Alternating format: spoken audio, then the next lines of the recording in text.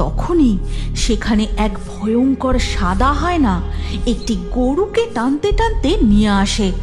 তারপর হায়নাটা কর্কশ শব্দে জোরে ডেকে ওঠে, চল কপিলা, আজ তোকে নিয়ে সুন্দরবনের জঙ্গলের ভিতরে যাই। ওখানে অনেক কচি কচি ঘাস আছে, তুই মন ভরে খাস, কেমন? এই কথা বলে মাধবী তাদের কপিলা গরুকে নিয়ে জঙ্গলের দিকে হেঁটে যায়। আর যেতে যেতে বলে, তোর কোনো ভয় নেই, ওখানে তোর মতো অনেকের গরু ঘাস খেতে আসে, তুই একদম চিন্তা করিস না। ওখানে কোনো বাঘও আসে না, তুই মন ভরে ঘাস খাবে আর আমি ততক্ষণ জঙ্গল থেকে কাঠ কুড়িয়ে নিয়ে আসবো। এই কথা বলতে বলতে মাধবী তার কপিলা গরুকে নিয়ে জঙ্গলের গভীরে এসে পৌঁছায়। তারপর, এ কি, আজ মাত্র এখানে দুটো গরু বাঁধা? তাহলে কি আজ বেশি কেউ জঙ্গলে কাঠ কুড়োতে বা মধু সংগ্রহ করতে আসেনি? এখানেই তো তারা গরু বেঁধে তারপরে কাজে যায়। এরপর মাধবী কপিলা গরুকে সেখানে বেঁধে সে নিজে আরো একটু জঙ্গলের ভিতরে যায় কাঠ কুড়োতে।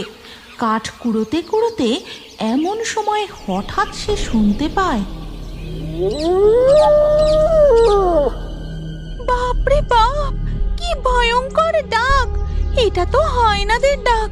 মনে হচ্ছে আশেপাশেই কোথাও তারা আছে। আমার এখানে একা একা কাঠ কুড়োনো ঠিক হবে না, ওদিকে কপিলাও একা। আমি তাড়াতাড়ি কাঠের বোঝাটা বেঁধে ধবলকে নিয়ে বাড়ি ফিরে যাই।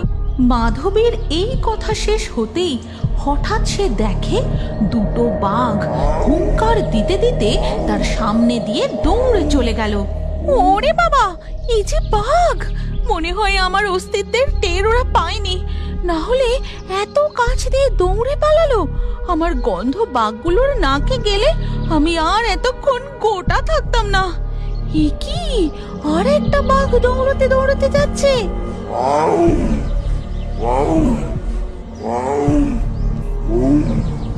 ওদিকে দেখা যায় মাধবী যেখানে তার কপিলাকে বেঁধে এসেছিল সেখানে একটা বাঘ গরু শিকার করার জন্য বাঁধা ওই তিনটে গরুর দিকে ধীরে ধীরে এগোচ্ছে।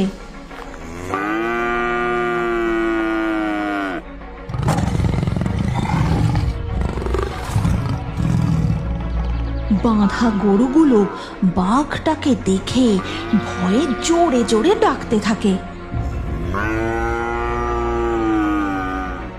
বাঘটা গরুগুলোর আশেপাশে ঘুরতে থাকে। তিনটে গরুর মধ্যে কোনটা ছেড়ে কোনটা সে ধরবে যেন তারই নির্ণয় করছে।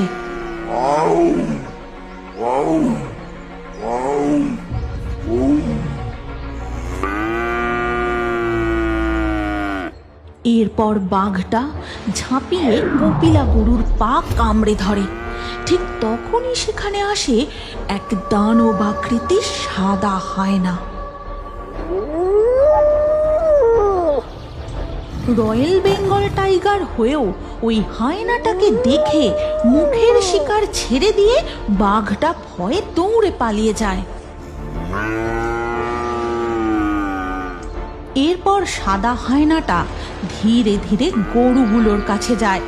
তারপর একটা লাল গরুকে ধরে টানতে টানতে জঙ্গলের ভিতরে নিয়ে যায়।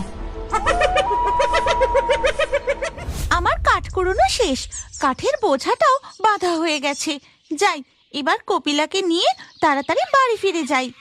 এই কথা বলে মাধবী তার কপিলা গরুর কাছে যেতেই সে চমকে ওঠে। মাথা থেকে কাঠের বোঝা পড়ে যায়। এ কি রে কপিলা, তোর পায়ে কি হয়েছে? আর আর একটি গরুই বা কোথায় গেল? বুঝেছি, এখানে নিশ্চয়ই বাঘ এসেছিল। চল কপিলা, এখানে আর এক মুহূর্ত থাকা ঠিক হবে না। কিন্তু এই অবস্থায় এই গরুটাকে এখানে একা রেখে যাওয়াটাও তো ঠিক হবে না। এটা কার গরু? একে এখানে রেখে গেলে যে একেও বাঘে নিয়ে যাবে। মাধবী ওই গরুটারও দড়ি খুলে দেয়। তারপর কপিলাকে ও ওই গরুটাকে নিয়ে তার বাড়ি ফিরে আসে। তখন মাধবীর স্বামীও মাছের হাঁড়ি ও জাল নিয়ে বাড়ি ফিরে আসে। কি গো মাধবী, এটা আবার কাদের গরু বাড়ি নিয়ে এসেছো গো? এ কি, কপিলার পায়ে যে কামড়ের দাগ, কি হয়েছিল গো কপিলার? আমি আজ ওকে নিয়ে জঙ্গলে কাঠ কুড়োতে গিয়েছিলাম, যেখানে সবাই গরু বাঁধে সেখানেই কপিলাকে বেঁধে। মাধবী তার স্বামী গৌতমকে জঙ্গলের পুরো ঘটনাটা খুলে বলে। সবকিছু শুনে গৌতম বলে, গিন্নি, আজ তোমার ভাগ্য খুব ভালো ছিল গো, না হলে আজ তুমি, কপিলা, এই গরু কেউই প্রাণে বেঁচে ফিরে আসতে পারতে না গো। তুমি জানো না সুন্দরবনের জঙ্গলে কার উৎপাত বেড়েছে? জঙ্গলে আবার কিসের উৎপাত শুরু হলো গো? কোনো ডাকাত দল নাকি? তবে বলি শোনো গিন্নি, এই গল্পের পরবর্তী পর্ব যদি তোমরা দেখতে চাও তাহলে কমেন্টে নেক্সট পার্ট অবশ্যই লেখো। আর আমাদের ফেয়ারি টুনস বাংলা ফেসবুক পেজটি এক্ষুনি ফলো করে নাও। এই গল্পটি ভালো লাগলে লাইক দিয়ে শেয়ার করে দাও।